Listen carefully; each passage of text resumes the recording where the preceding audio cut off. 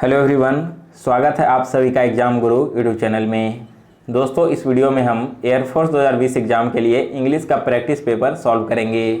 हमारे साथ आप भी क्वेश्चंस को सॉल्व करते चलिए और वीडियो के अंत में हमें बताइएगा कि आज आपने 20 में से टोटल कितने क्वेश्चन सही किए हैं।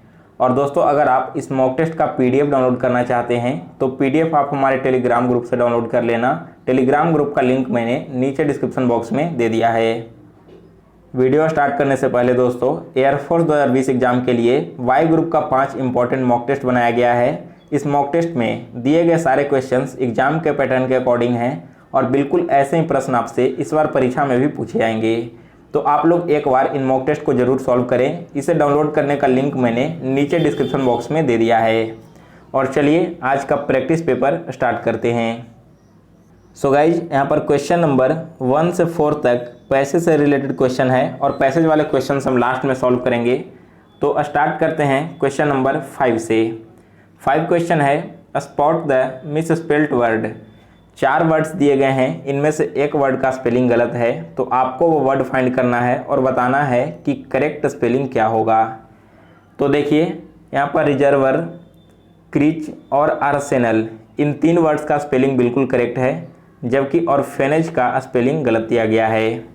ऑर्फेनेज का करेक्ट स्पेलिंग होता है दोस्तों ORPHANAGE और ऑर्फेनेज का मतलब होता है अनाथालय। ऑप्शन ए है रिजर्वर।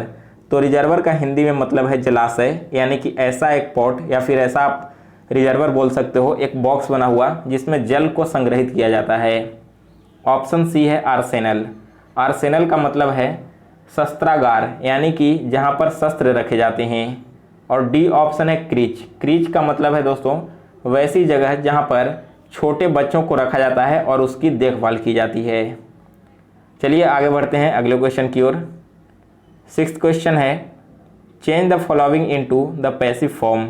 एक्टिव से पैसिव में कन्वर्ट करना है और सेंटेंस दिया गया है आई मस्ट डू इट। इसका आपको पैसिव बनाना है। तो देखिए क्या होगा, सबसे पहले तो इट जो ऑब्जेक्ट के रूप में यहाँ पर वर्क कर रहा है यह हमारा सब्जेक्ट हो जाएगा, यानी कि इट को हम लोग पहले लगाएंगे। फिर देखिए, मस्ट वाले सेंटेंस होते हैं ना, अगर आपको इसका पैसिव वॉइस बनाना होता है तो मस्ट को बिल्कुल वैसे ही लिख दीजिए, लेकिन इसके साथ में आपको वी का यूज करना होगा। तो सेंटेंस होगा इट मस्ट वी। इसके बाद देखिए वर्ब क्या है, वर्ब है डू और डू का 3rd फॉर्म होता है डन, तो हम यहाँ पर क्या करेंगे, डन लगाएंगे। फिर वाई लगाकर जो अपना सब्जेक्ट था इसे ऑब्जेक्ट के रूप में कर देंगे, यानी कि मी कर देंगे। तो आपका करेक्ट पैसिव फॉर्म होगा it must be done by me. So option C इस क्वेश्चन का करेक्ट आंसर है। इसके बाद है अगला question 7 number, change the narration of the following sentence. Mohan said he is dead. देखिए यहाँ पर सबसे पहले तो यह सेंटेंस सिंपल प्रेजेंट टेंस में है, क्योंकि आप यहाँ पर देख रहे हो he is dead word use किया गया है ना।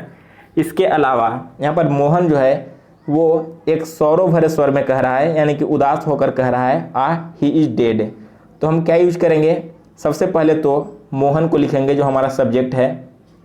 इसके बाद देखिए एक उदासी भरे स्वर में यहाँ पर बोल रहा है ना, तो हम यूज करेंगे एक्सक्लेम्ड विथ सौरो। यहाँ पर कौन सा वर्ड यूज करेंगे, एक्सक्लेम्ड विथ सौरो का यूज करेंगे। वही अगर यहाँ पर खुशी वाली वर्ड कोई होती तो हम यूज करते एक्सप्लेन विथ जॉय। तो देखिए सेंटेंस होगा मोहन एक्सक्लेम्ड विथ सौरो, फिर दैट लगाकर ही इज डेड जो है ना लास्ट वाला पार्ट, या सिंपल प्रेजेंट टेंस में है तो नरेशन जब चेंज करते हैं तो सिंपल प्रेजेंट टेंस वाले वाक्य को सिंपल पास्ट टेंस में कन्वर्ट कर देते हैं। तो दैट के बाद यूज किया जाएगा ही वाज डेड। यहाँ पर इज की जगह पर हम केवल वाज कर देंगे, यानी कि ऑप्शन सी करेक्ट आंसर है। Mohan exclaimed with sorrow that he was dead. चलिए नेक्स्ट क्वेश्चन देखते हैं। क्वेश्चन नंबर 8 है, सिनोनिम ऑफ मॉर्न। मॉर्न का सिनोनिम बताना है और मॉर्न का मतलब होता है दोस्तों शोक मनाना या फिर दुखी होना। तो देखिए फर्स्ट ऑप्शन है ईव। ईव का मतलब है यहाँ पर पूर्व संध्या, यानी कि संध्या के पूर्व का जो समय होता है इसे बोला जाता है ईव। ऑप्शन सी है ऑप्रेस। ऑप्रेस का मतलब है दबाना या फिर कुचलना। डी ऑप्शन है वेक्स। वेक्स का मतलब है किसी को तंग करना। और ऑप्शन बी है ग्रीव। ग्रीव का मतलब होता है दोस्तों मातम करना। तो मैंने आपको अभी बताया था मॉर्न का मतलब है शोक मनाना या फिर दुखी होना, बिल्कुल इसका सिमिलर वर्ड है ग्रीव, जिसका मतलब होता है मातम करना, यानी कि ऑप्शन बी इस क्वेश्चन का करेक्ट आंसर है। नेक्स्ट है question number 9, antonym of exorbitant. Exorbitant का अपोजिट वर्ड बताना है, और एग्जॉर्बिटेंट का मतलब होता है अतिशय या फिर अत्यधिक, यानी कि बहुत ज़्यादा मात्रा में। तो देखिए यहाँ पर ऑप्शन डी है इन्वेंटेड। इन्वेंटेड का मतलब होता है आविष्कार किया हुआ। ऑप्शन सी है अनरियल। अनरियल का मतलब होता है अवास्तविक, यानी कि जो वास्तविक नहीं हो। और ऑप्शन ए है मॉडरेट। मॉडरेट का मतलब है दोस्तों संयम या फिर संतुलित अवस्था में। तो मैंने अभी आपको एग्जॉर्बिटेंट का मतलब क्या बताया, बहुत ही अधिक या फिर अतिशय रूप में। इसका जस्ट अपोजिट है मॉडरेट, जिसका मतलब होता है संयम या फिर संतुलित अवस्था में। सो ऑप्शन ए इस क्वेश्चन का करेक्ट आंसर है। नेक्स्ट है question number 10, to pay lip service means. To pay lip service का मतलब क्या होता है? इसका मतलब होता है to show only outward respect, यानी कि केवल बाहरी दिखावा करना। नेक्स्ट है question number 11, feminine of prophet. Prophet का फेमिनिन बताना है, और प्रोफेट का मतलब होता है दोस्तों पैगंबर। तो इसका फेमिनिन हो जाएगा यहाँ पर प्रोफेटेस, यानी कि ऑप्शन डी इस क्वेश्चन का करेक्ट आंसर है। अगला क्वेश्चन है 12 number, plural of spy. Spy का प्लूरल बताना है। तो देखिए स्पाई में लास्ट वाला वर्ड कौन सा है? लास्ट में वाई यूज किया गया है ना। तो जब ऐसे वर्ड्स का हम प्लूरल बनाते हैं तो वाई को रिमूव करके IES ऐड कर दिया जाता है, यानी कि स्पाई का प्लूरल होगा स्पाइज। ऑप्शन बी इस क्वेश्चन का करेक्ट आंसर है। नेक्स्ट है इसके बाद question number 13, adjective of mind. Mind का एडजेक्टिव होता है दोस्तों मेंटल, यानी कि ऑप्शन बी करेक्ट आंसर है। अगला क्वेश्चन है 14 number, past participle of sake is. Sake का पास्ट पार्टिसिपल हो जाएगा सेकेंड, यानी कि ऑप्शन सी करेक्ट आंसर है। नेक्स्ट है question number 15, give one word for the following, a habitual drunkard. यहाँ पर वन वर्ड बताना है हैबिचुअल ड्रंकार्ड का। तो देखिए जो डेली शराब पीता है, ड्रंकार्ड का मतलब है शराबी, जो डेली शराब पीता है उसे बोला जाता है शॉर्ट, यानी कि ऑप्शन बी करेक्ट आंसर है। इसके बाद है क्वेश्चन 16 से 20 फिलर वाले क्वेश्चंस हैं। तो इसमें फर्स्ट क्वेश्चन है question number 16, I have also thought dash studying monastery. Preposition use करना है 16 नंबर क्वेश्चन में। तो देखिए सेंटेंस क्या कह रहा है कि मैंने मोनेस्ट्री के बारे में भी अध्ययन करने का सोचा है। मोनेस्ट्री का मतलब होता है मठ या फिर विहार। तो देखिए अध्ययन करने के बारे में सोचा जा रहा है ना, के बारे। यहाँ पर वर्ड कौन सा यूज किया गया है? के बारे यूज किया गया है। तो इसके लिए हम इंग्लिश में कौन सा वर्ड यूज करते हैं? अबाउट का। So option C correct answer होगा, I have also thought about studying in monastery. Next है question number 17, dash he a prince, और एक्सक्लेमेटरी साइन यहाँ पर यूज किया गया है। तो ध्यान दीजिए 17th क्वेश्चन में आप लोग कंफ्यूज मत होइए। कई लोग सोच रहे होंगे कि यहाँ पर ही है तो इसके पहले हमें वाज का यूज करना होगा, लेकिन यहाँ पर इस कंडीशन में वेयर का यूज किया जाएगा। अब क्यों यूज किया जाएगा वो भी यहाँ पर आप समझ लीजिए। देखिए वाज का यूज कब किया जाता है? जब कोई चीज़ बिल्कुल प्रोबेबल हो, यानी कि कन्फर्म हो। जैसे कि आप यहाँ पर बोल सकते हो कि कोई व्यक्ति पहले गरीब था, तो आप वर्ड यूज कर सकते हो ही वाज पुअर। लेकिन अगर आप आश्चर्य से एक बार बोलोगे किसी के बारे में कि क्या वह गरीब था, तब ऐसे कंडीशन में आप वेयर का यूज कर सकते हो। उसी तरह से यहाँ पर 17th क्वेश्चन में भी यूज किया गया है। इसीलिए आप देख रहे हो कि लास्ट में एक्सक्लेमेटरी सेंटेंस यूज किया गया है, एक्सक्लेमेटरी साइन यहाँ पर लगाया गया है।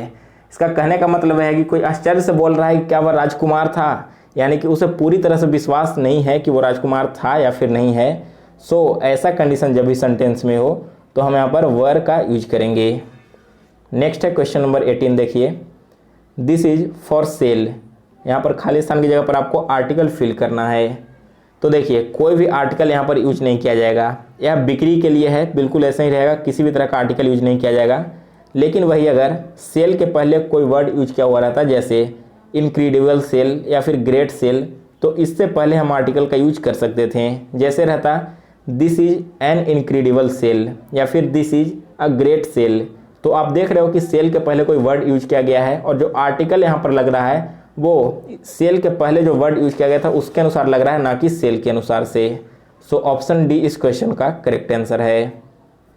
नेक्स्ट है question number 19th, which of them dash Mohan, उनमें से मोहन कौन है। तो देखिए वहाँ पर भीड़ बहुत सारे लोगों की है, लेकिन पहचाना केवल एक व्यक्ति को जा रहा है, मोहन को। सो हम यहाँ पर जो वर्ब यूज करेंगे ना वो भी सिंगुलर फॉर्म में होगा, दैट मीन्स इज का यूज किया जाएगा। Which of them is Mohan, यानी कि उनमें से मोहन कौन है। नेक्स्ट है question number 20, he is suffering dash headache. तो देखिए जब कोई व्यक्ति किसी भी बीमारी से सफ़र करता है, सफरिंग वर्ड का यूज किया जाता है, तो इन दोनों के बीच में, सफरिंग और बीमारी के बीच में फ्रॉम का यूज किया जाएगा, यानी कि ऑप्शन सी करेक्ट आंसर है, he is suffering from headache. और चलिए दोस्तों लास्ट में पैसेज वाले क्वेश्चंस को भी सॉल्व कर लेते हैं।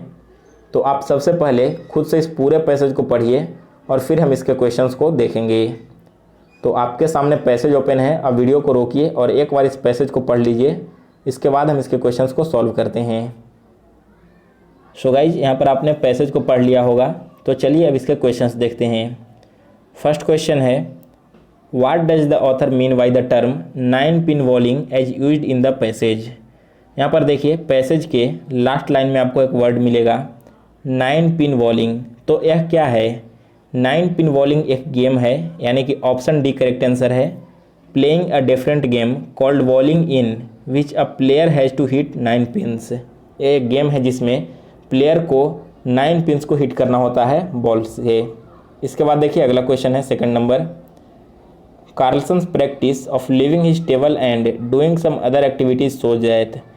यहाँ पर क्या शो करता है? यह शो करता है कि he has high concentration and handles his pressure well, यानी कि उसका कंसंट्रेशन बहुत हाई है और वो अपने प्रेशर को अच्छे से झेल सकता है, उसे मैनेज कर सकता है। नेक्स्ट है question number 3, according to the passage the relation between Carlsen and Anand is such that. Passage के अनुसार से कार्लसन और विश्वनाथन आनंद के बीच में कैसा रिलेशन है? तो देखिए Carlsen admires Anand and Carlsen respects Anand, मतलब कार्लसन्स आनंद की प्रशंसा करते हैं और वे उनकी इज्जत भी करते हैं। दोनों ऑप्शन करेक्ट है। सो यहाँ पर ऑप्शन सी करेक्ट आंसर होगा, ए एंड बी बोथ। और लास्ट क्वेश्चन है 4 number, according to the passage, passage के अनुसार इनमें से कौन सा स्टेटमेंट करेक्ट है?